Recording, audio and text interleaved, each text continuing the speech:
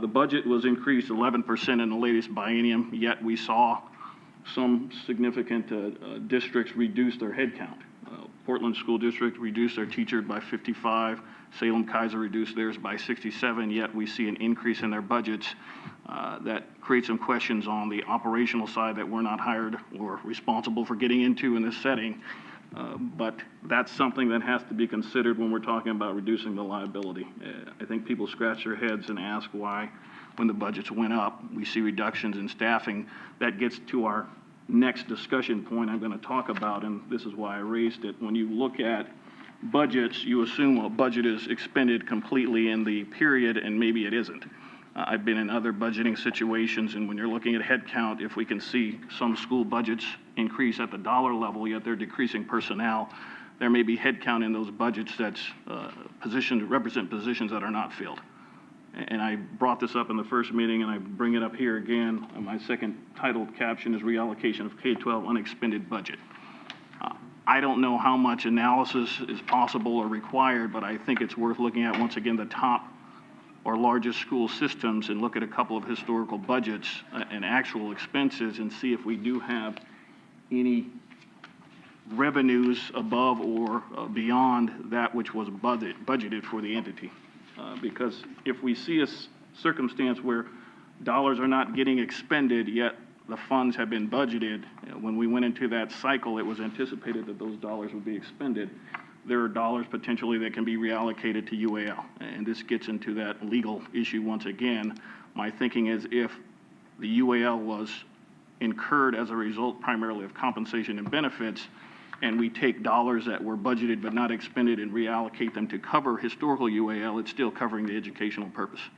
And it's primarily related, once again, to compensation and benefits. So that's the second thought. I'm going to take a look at a couple of, well, some of the larger budgets historically, get some idea of what kind of budget expense was incurred relative to what was actually budgeted, and see what kind of room we have to look at potential reallocation of unexpended dollars to cover PERS liability.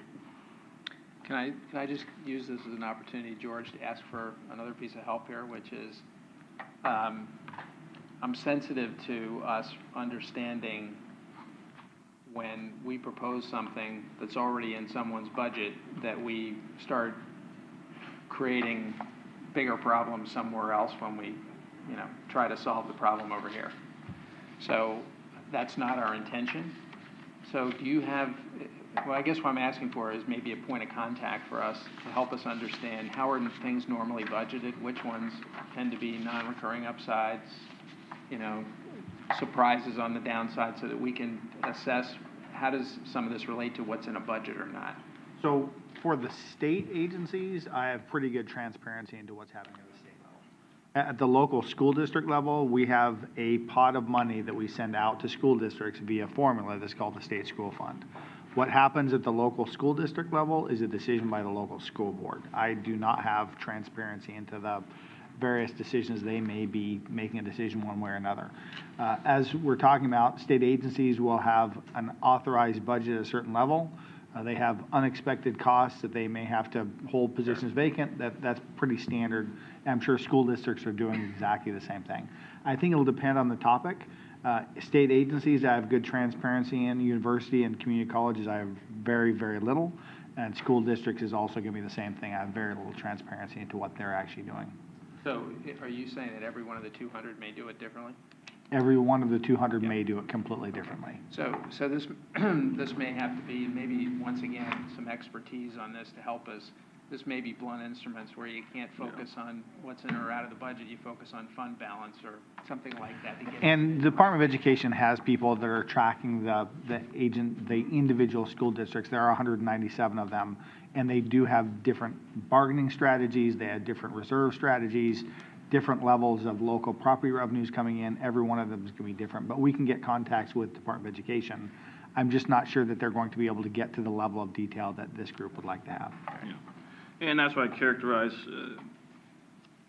this potential avenue as contingency type, because all these budgets have a contingency and or discretionary and or unfilled positions at the end of a cycle. And the thinking is the school systems have been challenged financially, but at the same time, if there are unexpended dollars and we can redirect those dollars, that's in everyone's interest.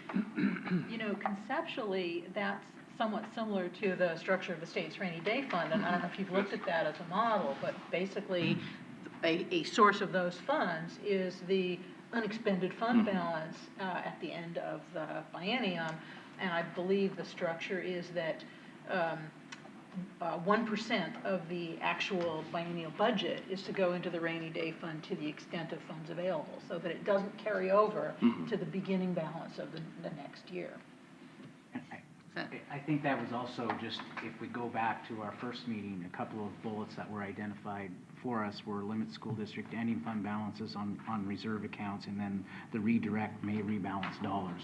I think identifying those is going to be important, because there is unique budgetary processes out there, a whole litany of them on how they do it at the local level for school district budgeting. And the whole thinking here is, I can't and we don't have time to look at all of these, but I want to hopefully come up with some indication of what's possible and at least some type of structure for how this might be applied going forward. Okay. And then the last is something we've already touched on, this whole notion of excess revenue, if there's such a thing in the world. But when we look at our budgets and we look at the funding sources and we look at education, a portion of the education funding revenue is from marijuana tax. And we've already talked about the liquor area. We might as well talk about marijuana now. When I look at that and the projection for the cannabis industry, it is projected to grow at a pretty astronomical rate.